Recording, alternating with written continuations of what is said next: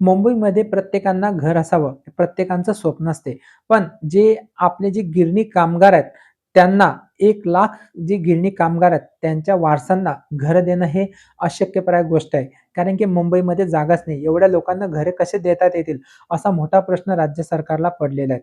पण आता जे 10,000 घरं आहेत, 11 हेक्टर जागेमधील जे कल्याणमधील जे 11 हेक्टर जागा आहेत, ती लवकरच म्हाडाकडे देण्यात आलेली आहे आणि तेथे जे गिरणी कामगार आहेत त्यांच्यासाठी 10,000 घराचं बांधकाम सुरुवात होणार आहे.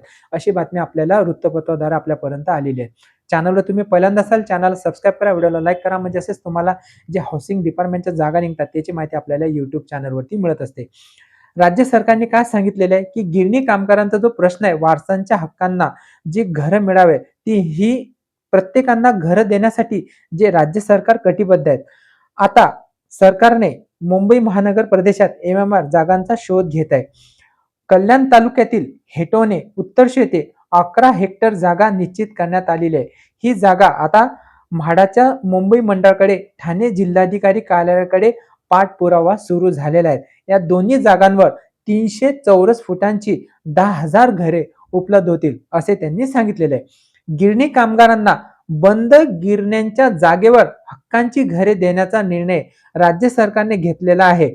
या योजनेचा लाभ घेण्यासाठी 3 टप्प्यात मुंबई मंडळाकडे 1,75,000 अर्ज दाखल झालेले आहेत.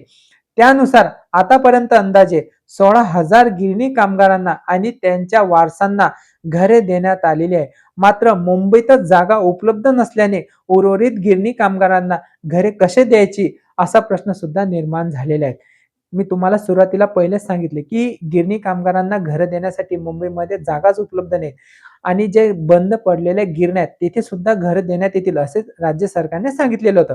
पण मुंबई मंडळाकडे सादर झालेल्या अर्जाची छाननी करून पात्रता निश्चित करण्याची प्रक्रिया सुरू आहे. नेमक्या किती गिरणी कामगार वारसांना घरे द्यावे लागतील याचा आढावा सुद्धा घेण्यात येत आहे. आतापर्यंत 1,09,000 गिरणी कामगार पात्र ठरले आहेत. आता यांना कोणत्या लोकेशनला घर देण्यात येतील?